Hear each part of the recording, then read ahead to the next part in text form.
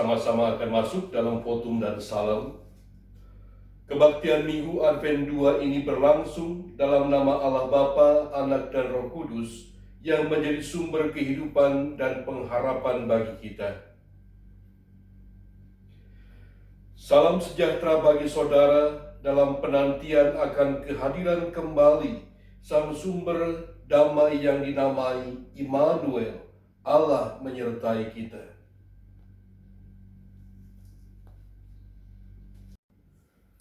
Bapak Ibu Saudara sekalian, nas pembimbing yang mendasari kebaktian Minggu Advent kedua pada saat ini diambil dari Amsal 23 ayat 18. Firman Tuhan mengatakan, "Karena masa depan sungguh ada, dan harapanmu tidak akan hilang." Demikianlah nas pembimbing kita.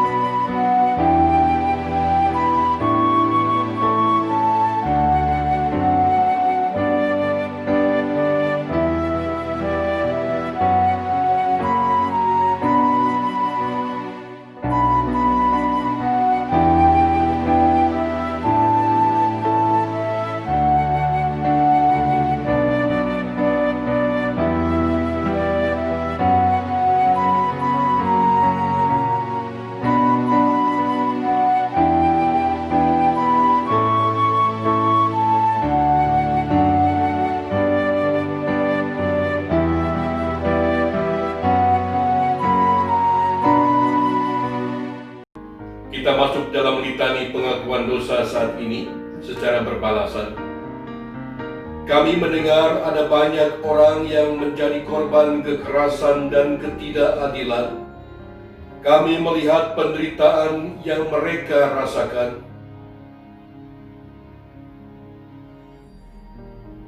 Kami tahu bahwa mereka butuh ularan kasih dan kepedulian dari kami.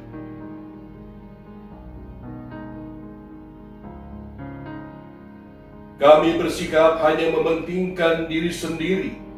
Kami lupa bahwa Engkau menginginkan kami untuk menjadi saluran damai-Mu. Tolong kami agar hidup seperti yang Tuhan inginkan.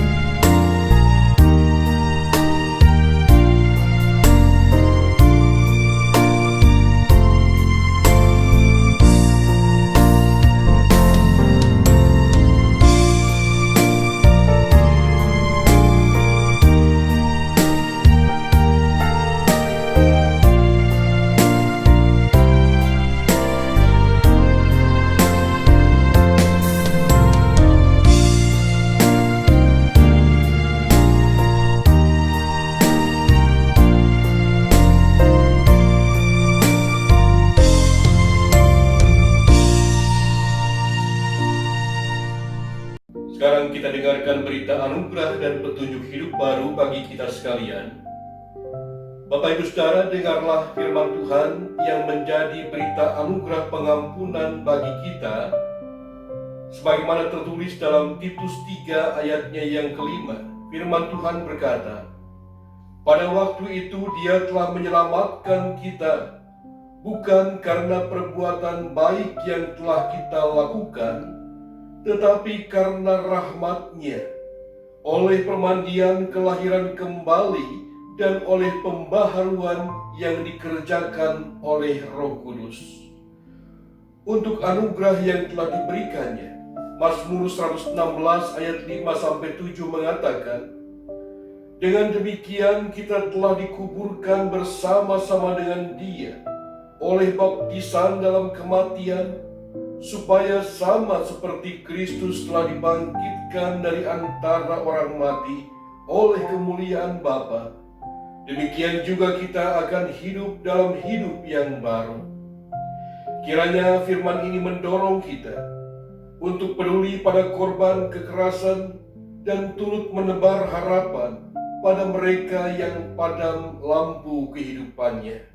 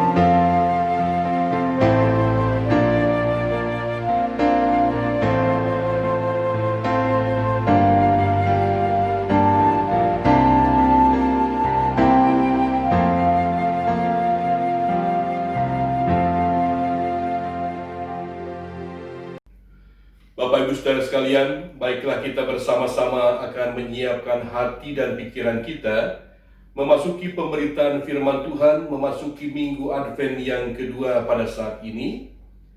Dan pembacaan firman Tuhan, kita akan siapkan Alkitab kita, Yesaya 40 ayatnya yang pertama sampai ayat yang ke-11.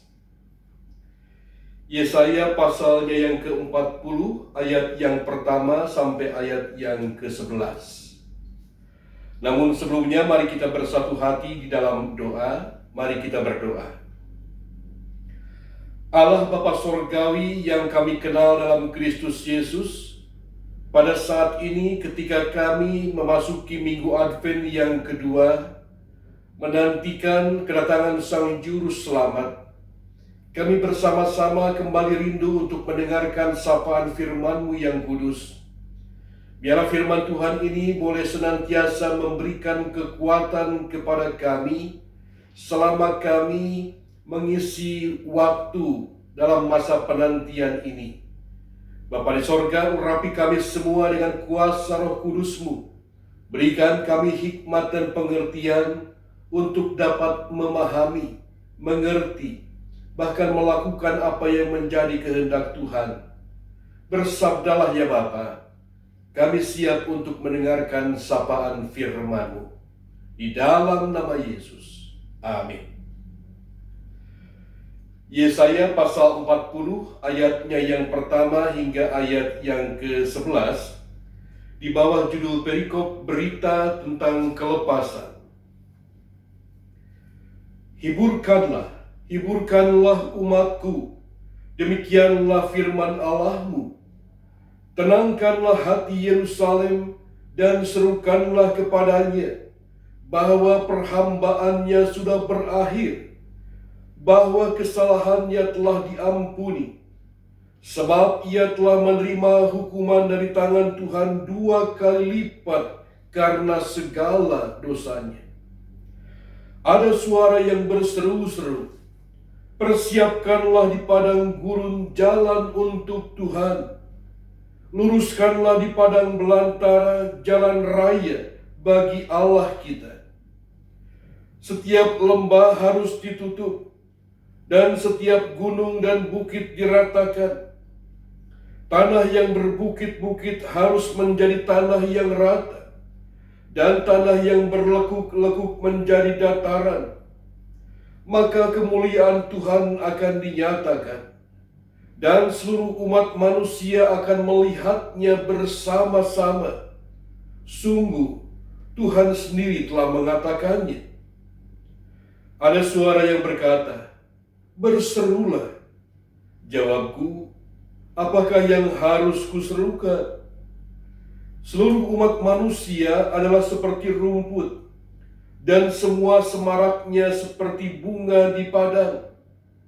Rumput menjadi kering, bunga menjadi layu, apabila Tuhan menghembusnya dengan nafasnya. Sesungguhnya lah bangsa itu seperti rumput. Rumput menjadi kering, bunga menjadi layu, tetapi firman Allah kita tetap untuk selama-lamanya.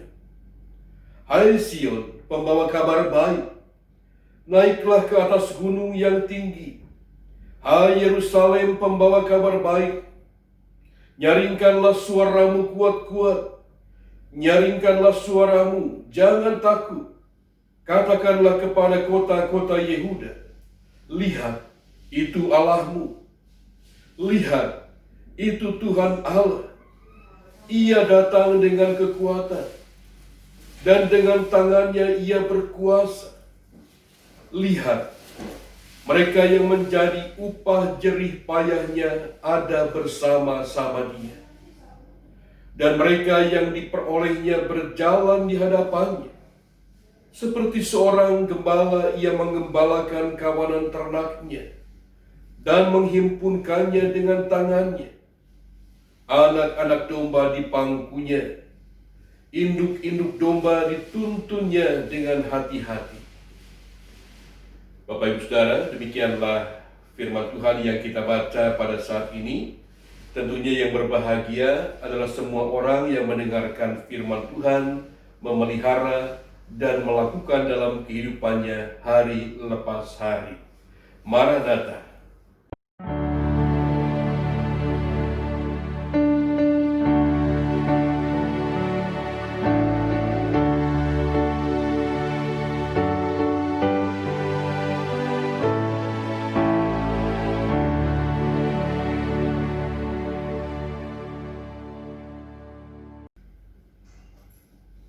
Bapak Ibu yang Tuhan Allah kasihi, baiklah kita bersama-sama menyimak dan juga merenungkan kebenaran firman Tuhan pada saat ini memasuki minggu Advent yang kedua.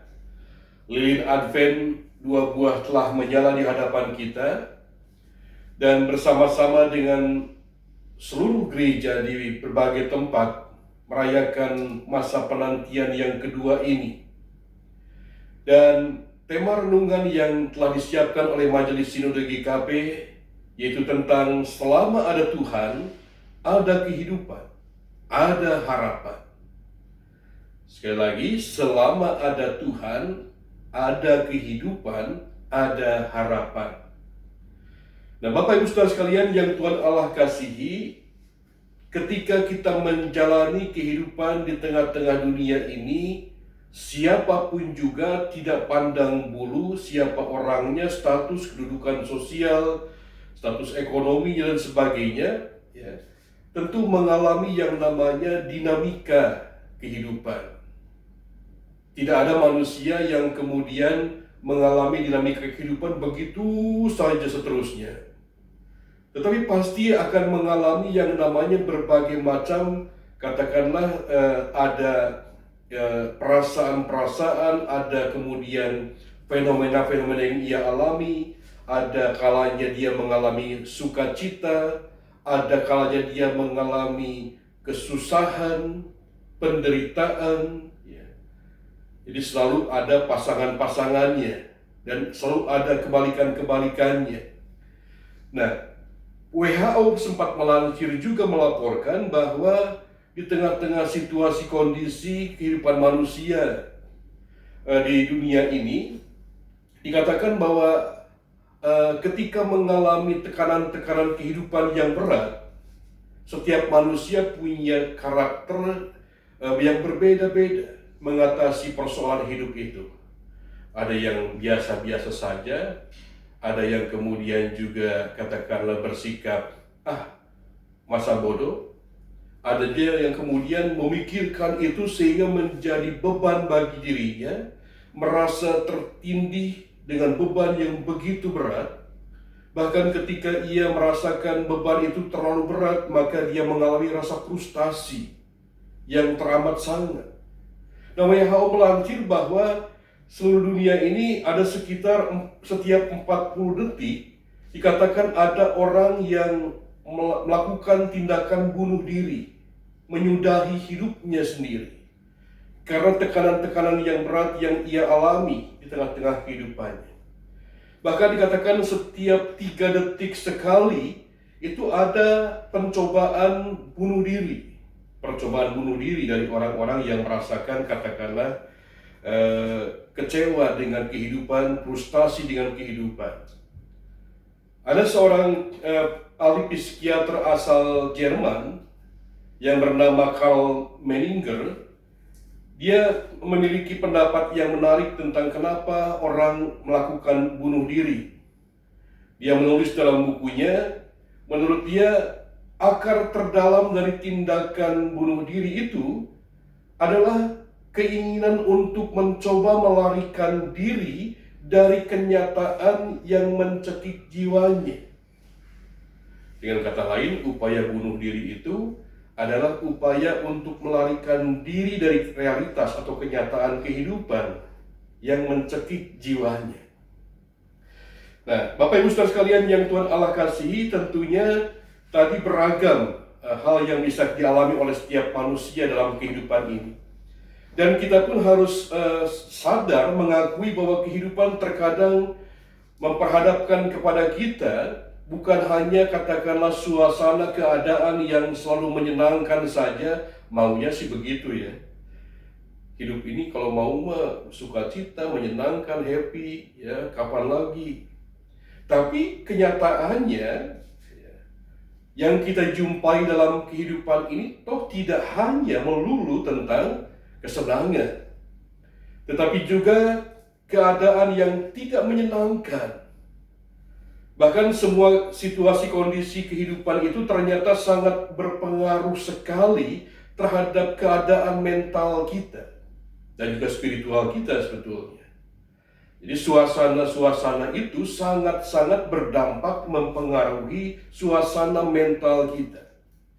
Dan ketika kita menjalani kehidupan dengan kenyataan tidak menyenangkan, ada sebuah kemungkinan besar yang kita akan alami itu adalah rasa terluka. Bukan hanya secara fisik, ya. Luka dalam arti secara jasmania, tapi juga secara psikis, secara kejiwaan. Yang diserangnya itu pikiran, perasaan, kemudian itu menjadi sebuah beban yang sedemikian rupa. Ada orang mengatakan bahwa mending mana kalau sakit secara fisik, kena pisau, kena benda tajam, berdarah, bisa diobati. Tetapi kalau luka psikis, luka batin, itu sukar sekali untuk diobati. Nah, keadaan yang mencekik jiwa tadi dapat disebabkan oleh bisa rasa terluka, apalagi dalam situasi saat ini di masa-masa pandemi. Kadang-kadang kemudian kita merasakan juga bisa merasa gagal, ya. Kemudian bisa merasa ditolak oleh orang lain, apalagi misalnya oleh mereka-mereka yang sempat mengalami atau kemudian menderita COVID-19, ya. Ditolak, kesepian, dan merasakan kehilangan. Dan kita merasa putus asa ketika tidak mampu untuk memenuhi standar kehidupan duniawi ini, atau tidak mampu memenuhi standar apa yang kemudian pada umumnya dilakukan oleh kebanyakan orang. Nah, kita merasa sendirian. Kita kemudian tidak memiliki sahabat atau teman. Kita mungkin mempunyai perasaan bahwa mereka telah meninggalkan kita. Bahkan Tuhan sendiri pun mungkin seolah-olah telah meninggalkan kita. Mungkin kita menyangka bahwa Dia tidak peduli lagi. Karena kenapa aku harus menderita seperti ini? Mana tangan Tuhan? Nah, dengan segala beban berat yang sedang dialami tersebut, kita bisa sampai kepada titik itu. Kita merasa kehilangan harapan sampai pada akhirnya ada orang yang tadi dikatakan memilih untuk mengakhiri hidupnya. Dan ini memang tidak mudah. Dan mereka mengatakan bahwa seolah-olah itulah jalan terakhir. Itulah jalan keluarnya supaya saya bisa menyelesaikan persoalan ini. Padahal jalan buntu sebetulnya, ya. Karena dengan kematian tidak menyelesaikan persoalan. Ya, sidang jemaat yang Tuhan Allah kasihi, seperti yang telah dikatakan oleh Menninger di atas tadi, bahwa keinginan percobaan bunuh diri itu karena seseorang itu ingin melepaskan diri, ingin lari dari kenyataan yang mencekik jiwanya. Dan ya ini banyak hal yang terjadi tadi. Nah, rupa-rupanya tekanan-tekanan hidup yang dialami manusia pada umumnya yang terjadi tadi, yang saya ungkapkan tadi, terjadi pula atas bangsa Israel. Yang pada saat itu dalam situasi penderitaan di tanah pembuangan. Dan kemudian mereka terjajah, mereka tertindas. Bangsa Israel kemudian mengalami kondisi yang kemudian serasa mencekik jiwanya, ketidakberdayaan. Membuat mereka seolah-olah ingin lari dari kenyataan. Wah, sudahlah, kita akhiri saja penderitaan ini. Nah, upaya untuk mengakhiri penderitaan itu yang tadi dianggap bunuh diri tadi, ya, bisa jadi bunuh diri secara fisik, tapi juga bisa dalam arti melarikan diri, kompensasi kepada tindakan-tindakan yang sebetulnya negatif. Nah, banyak yang terjadi pada saat ini. Orang melarikan diri kepada tindakan-tindakan yang negatif sebagai solusi, jalan keluar atas persoalan yang dihadapi. Padahal tidak mengatasi masalah itu. Nah, oleh karena itu pada saat ini kita akan belajar bersama-sama dari kenyataan pahit bangsa Israel di tanah pembuangan. Kemudian bagaimana kemudian di tengah-tengah situasi yang seperti itu, di tengah-tengah situasi yang begitu pelik, berat, mencekam jiwa bangsa Israel, lalu Allah menghadirkan pengharapan yang besar melalui seorang utusannya, Nabi Yesaya, yang menyampaikan nubuatannya kepada bangsa Israel. Dalam Yesaya 40 yang kita baca pada saat ini tentang berita kelepasan, ini merupakan nubuat Nabi Yesaya bagi bangsa Israel yang sedang menjalani perbudakan di tanah Babel. Bangsa ini kemudian mengalami sedemikian rupa kemerosotan dari berbagai macam aspek kehidupan.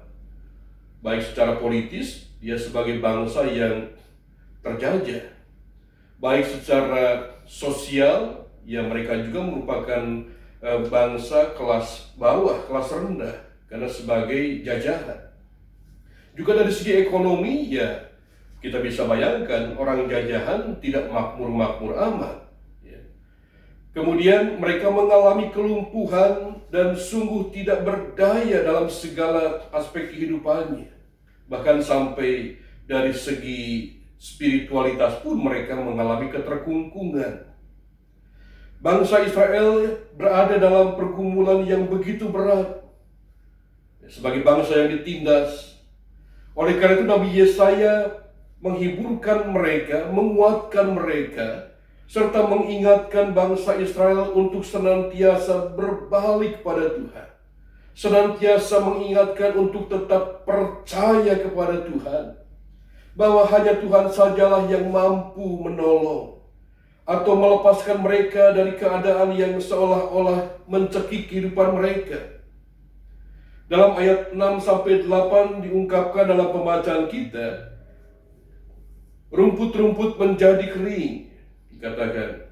Rumput-rumput menjadi kering, kemudian bunga menjadi layu. Ini penggambaran umat Israel yang seolah-olah mengalami kekeringan, layu.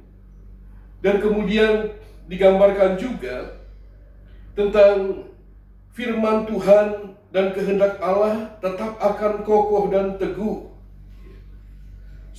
Sekalipun bangsa Israel dalam situasi yang demikian. Nah, oleh karena itu bangsa Israel diajak oleh Yesaya untuk bersama-sama memulihkan hubungan mereka dengan Tuhan. Dengan cara bagaimana?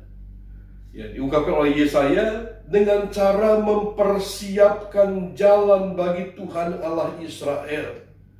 Sang penyelamat yang akan memulihkan, yang akan membebaskan itu harus disiapkan oleh umat Israel yang menantikan pertolongannya, yang menantikan kedatangannya. Kehidupan umat yang kelam saat itu dan bahkan diwarnai dengan yang frustasi, tadi mengalihkan, mengkompensasikan diri dengan penyembahan kepada berhala. Kemudian juga dalam situasi ketidakadilan sosial yang dialami mereka saat itu, kemudian mereka harus mempersiapkan diri jalan untuk kedatangan Tuhan yang akan membebaskan mereka. Nah, inilah yang kemudian mengapa Yesaya menyerukan bahwa setiap lembah harus ditutup, setiap gunung dan bukit-bukit harus diratakan. Ratakan tanah bergelombang, timbullah tanah yang berlubang. Itu lagu sekolah minggu itu.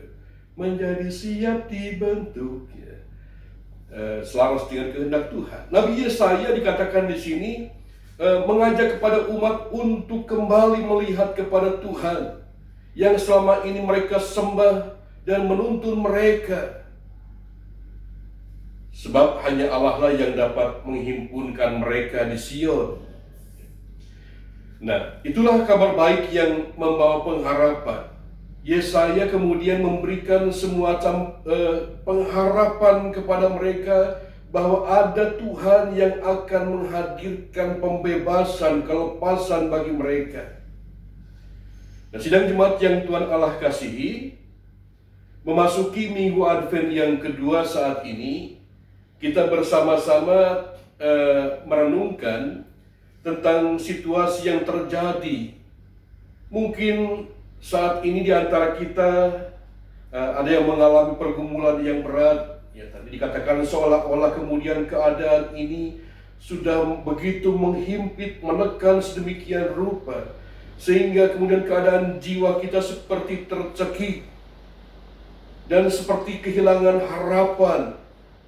Dan kita tidak lagi melihat semacam ada pengharapan untuk hidup lebih baik lagi. Udahlah, ngapain lagi kalau seperti ini terus. Maka akan terjatuh pada rasa frustasi. Namun dalam kebimbangan yang seperti itu, mari kita mendengarkan seruan Yesaya yang firman Tuhan kumandangkan pada saat ini, yang merupakan firman Allah sendiri, yang mencoba mengingatkan kita bahwa hidup manusia itu sangat-sangat terbatas. Seperti rumput yang kemudian bisa katakanlah kering, seperti bunga yang akan layu.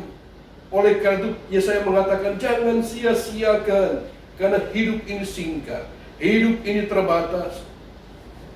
Tuhan mengaruniakan kehidupan, dan selama Tuhan memberikan hidup, selama Tuhan mempercayakan nafas kehidupan kita hirup, pasti selalu ada harapan. Selalu ada jalan keluar. Selalu ada kelepasan dan dari berbagai macam tadi cengkraman-cengkraman yang menghimpit jiwa kita tadi. Dari berbagai macam pergumulan dan beban berat yang kita rasakan. Bapak Ibu Saudara, kita diingatkan bahwa Allah juga menghendaki manusia merespon anugerah keselamatan itu. Allah berjanji akan menyelamatkan umat.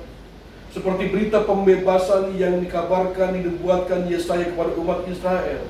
Allah pasti menyelamatkan. Ya tapi kapan? Terus bagaimana caranya? Nah, sekarang caranya siapkanlah jalan bagi Tuhan yang akan datang untuk menyelamatkan itu.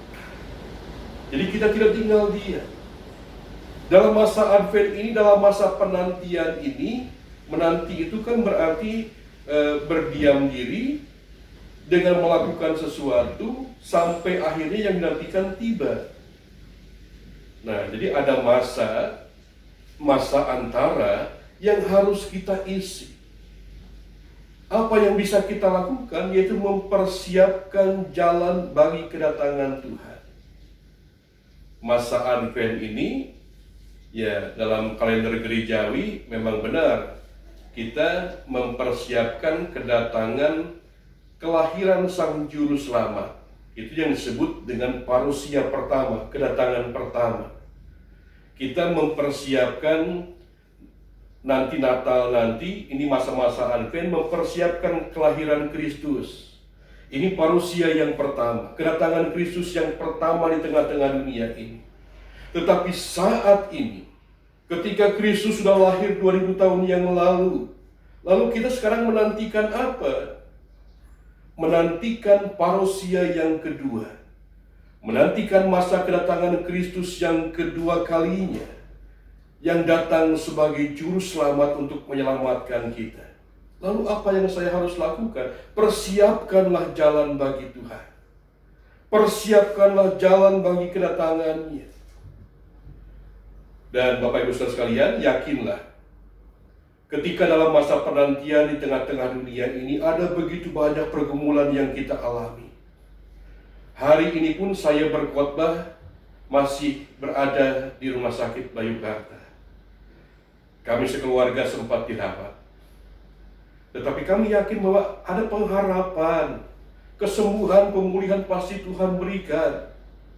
Ketika Bapak Ibu juga punya beban pergumulan yang berat, yakinlah, milikilah harapan itu, bahwa Tuhan pasti akan menolong. Tuhan akan memberikan yang terbaik bagi setiap anak-anaknya.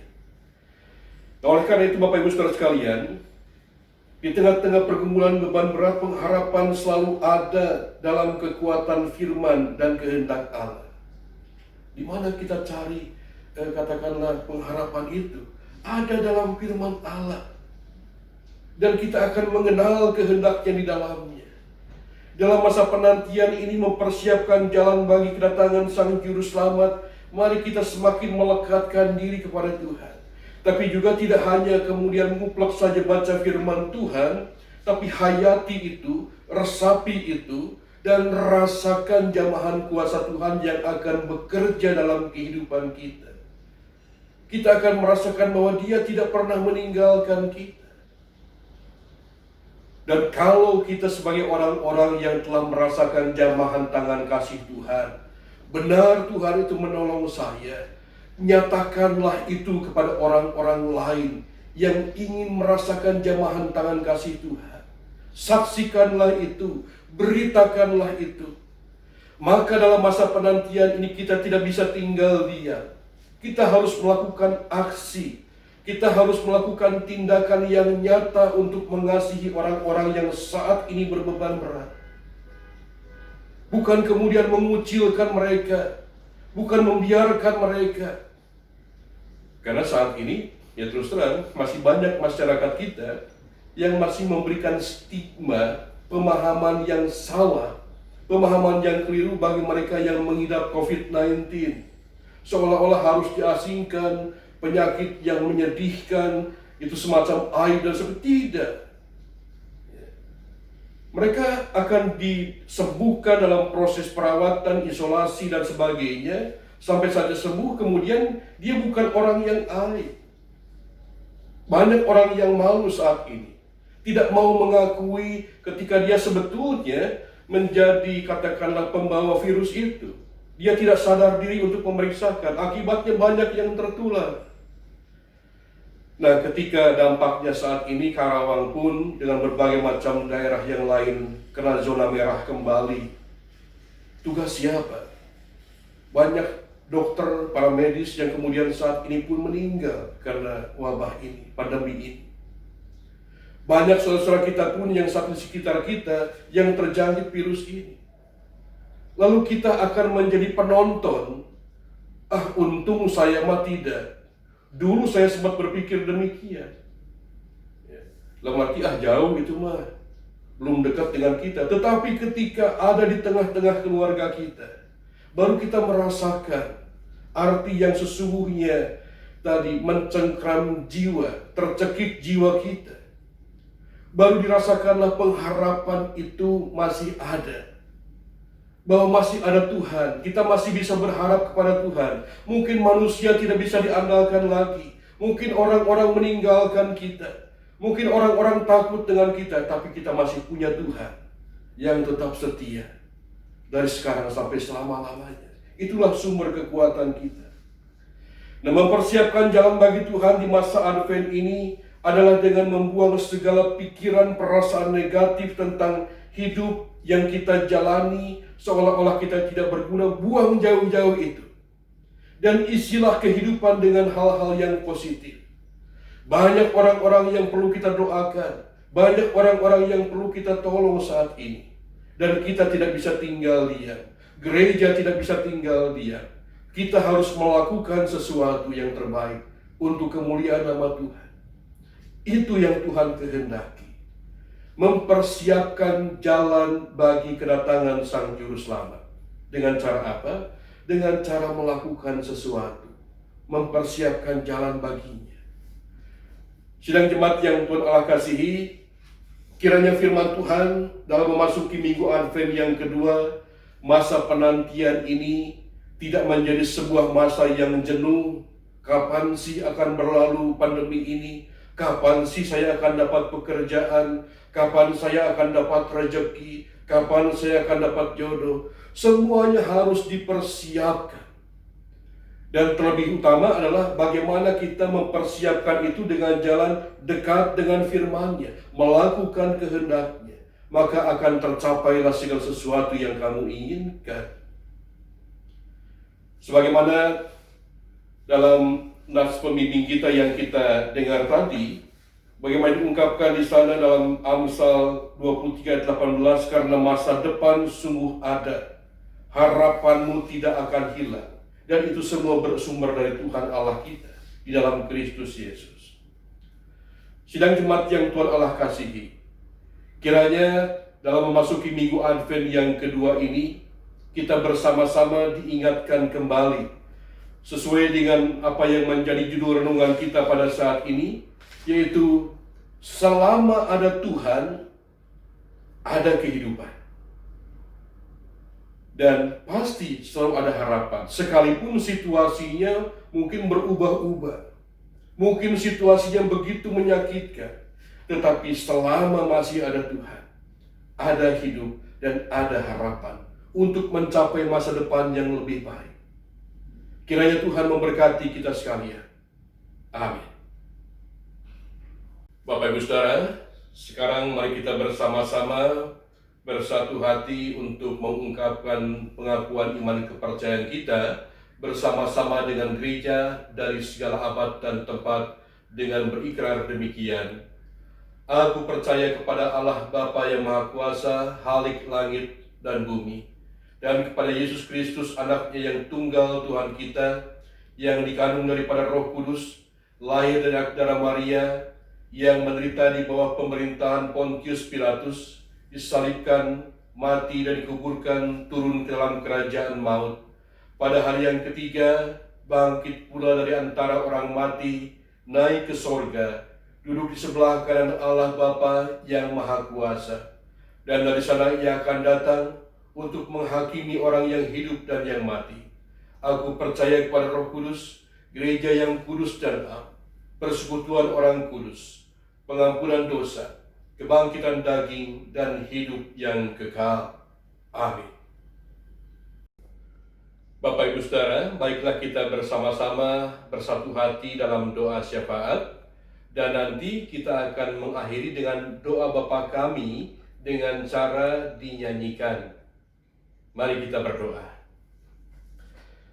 Segala pujian syukur kami naikkan kepadamu ya Allah Bapa di sorga, karena pada hari ini kami memasuki minggu Advent yang kedua, memasuki masa-masa penantian akan kedatangan Sang Juru Selamat, Kristus yang telah lahir di Bethlehem 2000 tahun yang lalu, dan juga sekaligus dalam masa penantian saat ini, kami pun menantikan pembebasan dari kehidupan kami, menantikan kehidupan yang kekal, menantikan kedatangan Sang Juru Selamat yang kedua kalinya. Bapa, tentunya dalam menapaki kehidupan yang Tuhan percayakan ini, ada begitu banyak dinamika yang kami jumpai. Ada begitu banyak lika-liku kehidupan. Namun biar itu semua tidak menyurutkan iman percaya kami. Firman Tuhan saat ini telah mengingatkan kami untuk tetap memiliki pengharapan. Selama kami meyakini masih ada Tuhan yang tetap berdiri, yang tetap menopang kehidupan kami, yang memberikan nafas hidup bagi kami.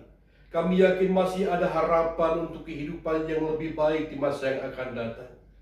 Dan ketika kami saat ini mengalami berbagai macam kemelut dan pergumulan, biarlah tanamkan dalam diri kami pengharapan itu, dan tetap bersandar kepada kebenaran firman Tuhan, dan tetap melakukan kehendak Tuhan, dan mempersiapkan jalan bagi Tuhan dalam kami menantikan kedatangan. Bapa di surga, terima kasih untuk firman yang telah tertabur pada saat ini. Saat ini kami ingin mendoakan Tuhan bagi segenap umat-Mu yang saat ini dalam keadaan sakit. Tuhan kiranya lawat mereka, Tuhan tumpangkan tangan kasih-Mu atas mereka, Tuhan memberikan pemulihan dan kesembuhan kepada mereka. Bagi mereka yang saat ini, terutama yang terpapar virus COVID-19, biarlah Tuhan juga senantiasa memberikan mereka kesabaran, ketabahan, dan juga ada begitu banyak juga orang yang berada di garis terdepan memutus mata rantai COVID-19 ini, baik para medis, aparat keamanan, gugus-gugus tugas di berbagai tempat, mereka yang berjuang untuk menyelamatkan banyak nyawa dan jiwa. Tuhan berkati mereka juga, luputkan mereka dari berbagai macam hal yang mengerikan ini. Juga tanamkan kesadaran dan kewaspadaan dalam setiap kami untuk dapat terhindar dari hal yang menakutkan ini dengan tetap menjaga protokol kesehatan. Bapa, kami juga mendoakan saat ini bagi setiap orang tua kami yang sudah lanjut usia. Biarlah Tuhan berkati mereka, berikan kesabaran dan kekuatan, terutama iman yang tetap berpegang teguh kepada Tuhan, bahwa mereka masih tetap memiliki sahabat sejati bagi mereka. Kami pun mendoakan Tuhan pada saat ini bagi segenap jemaat Tuhan yang saat ini berbeban berat, yang merasakan bahwa mungkin kehidupan ini sudah begitu menghimpit dirinya sehingga mengalami ketidakberdayaan.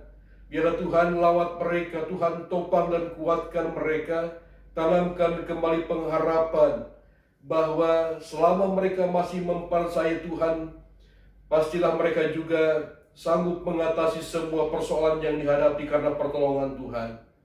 Kami juga berdoa Tuhan pada saat ini untuk setiap saudara kami yang boleh bersuka cita karena boleh merayakan ulang tahunnya.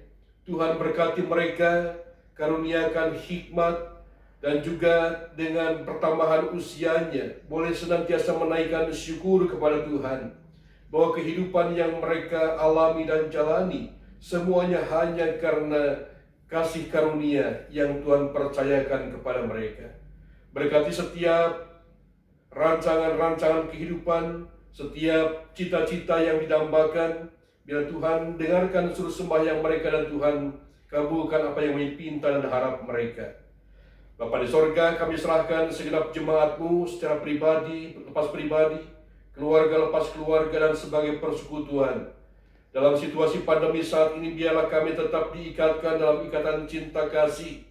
Sekalipun kami tidak bisa bersama-sama berkumpul kembali dalam persekutuan-persekutuan, namun biarlah ikatan cinta kasih di dalam Kristus mempertautkan kami, terutama dalam rangka kami menantikan kedatangan Sang Juru Selamat dalam peristiwa Natal. Bapa di sorga, berkati juga Tuhan panitia Hari Raya Gerejawi dan Nasional yang akan mempersiapkan segala sesuatunya dalam berbagai macam opsi yang akan dilakukan. Tuhan ikut campur tangan, sehingga biarlah perayaan Natal tahun ini tetap berkesan di hati kami, sekalipun mungkin harus dirayakan di tengah-tengah keluarga kami masing-masing. Namun itu semua justru semakin menguatkan iman percaya kami bahwa Kristus hadir di dalam keluarga kami, di dalam hati kami. Bapa di sorga, kami juga mendoakan Tuhan saat ini bagi berbagai macam kegiatan jemaat-Mu dalam pekerjaan mereka, usaha mereka. Berikan yang terbaik senantiasa. Tanamkan juga roh takut akan Tuhan. Limpahkan hikmat, kebijaksanaan, rezeki, kekuatan, dan kesehatan atas anak-anak-Mu. Kami juga berdoa Tuhan pada saat ini bagi kehidupan masyarakat bangsa kami tercinta Indonesia. Di tengah-tengah berbagai macam dinamika yang dialami dalam situasi pandemi ini, kami pun, bangsa kami, masyarakat kami disibukkan dengan agenda pilkada, baik pemilihan kepala-kepala daerah di berbagai tempat. Biarlah eskalasi politik yang semakin meninggi tidak kemudian memecah belah kami. Biar kami tetap berpikir jernih, tetap berpikir cerdas, bahwa dalam rangka memilih para pemimpin ini diperlukan hikmat. Dan pada akhirnya nanti siapapun yang akan terpilih, itulah pimpinan yang Tuhan tetapkan bagi masyarakat bangsa kami. Dan kami boleh menghargainya, menghormatinya, dan menjunjung mereka selama mereka melakukan apa yang menjadi amanat rakyat dan kehendak Tuhan. Kami juga mendoakan Tuhan bagi situasi kondisi yang juga sebagai dampak dari politik yang terjadi, situasi kondisi ekonomi akibat pandemi yang terjadi. Ada berbagai macam peristiwa-peristiwa yang terjadi yang kemudian juga mengkaitkan dengan persoalan-persoalan keagamaan. Tuhan, hindarkan bangsa kami dari berpikir yang tidak jernih. Cerdaskan masyarakat kami, berikan kami hikmat yang daripada Tuhan untuk melihat setiap peristiwa, sehingga biarlah kami senantiasa tetap berpegang teguh dengan satu keyakinan di tengah-tengah situasi pandemi ini. Biarlah kami tidak membuat persoalan yang lebih berat bagi bangsa ini, tapi biarlah kami boleh semakin meringankan pergumulan beban yang dialami oleh bangsa ini. Biarlah kami boleh lepas dari pandemi COVID-19 yang terjadi saat ini. Biarlah kami boleh kemudian memulihkan kembali kehidupan ekonomi masyarakat bangsa kami. Kami bersama-sama juga boleh saling menguatkan, saling menyokong orang-orang yang saat ini sedang terbeban berat oleh berbagai macam peristiwa yang dialami. Biarlah kami selaku gereja-Mu juga tidak tinggal diam, tidak hanya menjadi penonton, bahkan tidak mensyukuri orang lain yang kemudian mengalami penderitaan. Bapa di sorga, berikan dan tanamkan cinta kasih dalam diri kami, sebagaimana Kristus telah mengajarkan kepada kami, sehingga biar dengan cinta-Mu kehidupan ini semakin sejahtera. Bapa Sorgawi, berkati pemerintahan bangsa kami, berikan hikmat dan roh takut akan Tuhan. Tidak mudah untuk mengurusi masyarakat bangsa ini dengan berbagai macam dinamika dan kepentingan. Namun kami yakin dan percaya ketika mereka mengandalkan Tuhan, maka Tuhan pun akan turut campur tangan, sehingga setiap kebijakan yang diputuskan boleh berpihak kepada kepentingan masyarakat bangsa ini. Bapa, inilah seluruh sembahyang kami. yang kami pohonkan hanya di dalam nama Kristus Yesus yang telah mengajarkan kepada kami berdoa, doa Bapa kami yang sebentar kami hendak ucapkan dalam bentuk nyanyian secara bersama-sama demikian.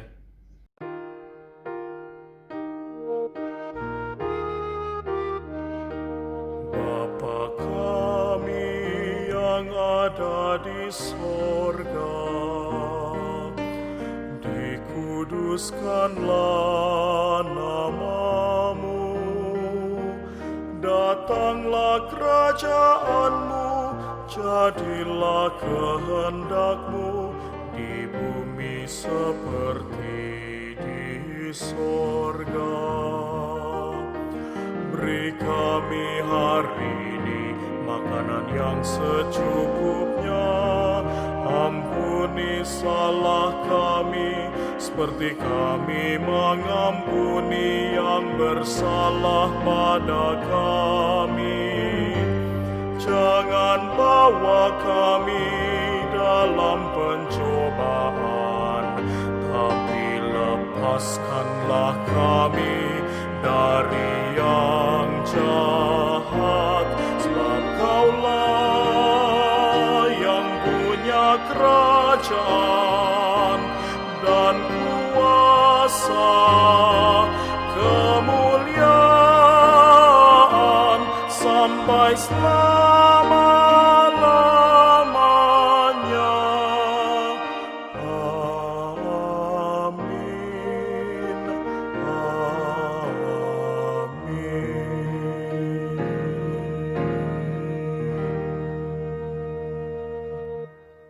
Bapak Ibu Saudara, baiklah sebagai rasa ungkapan syukur kita, saat ini kita akan menghimpunkan persembahan.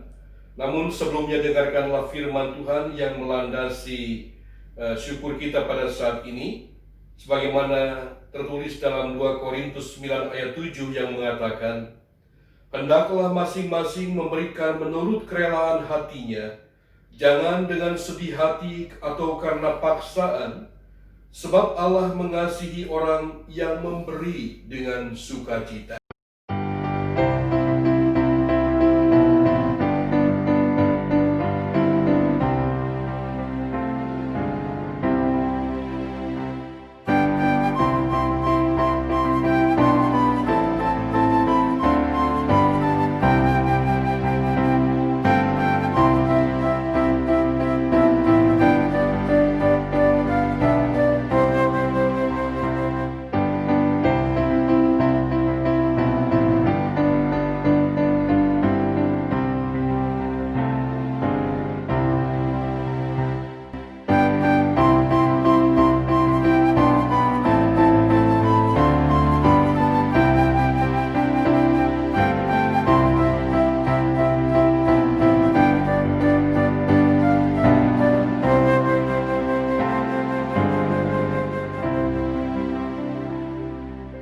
Bapak Ibu Saudara sekalian, baiklah kita menyerahkan persembahan kita yang telah kita himpunkan di dalam doa, dan mari kita berdoa.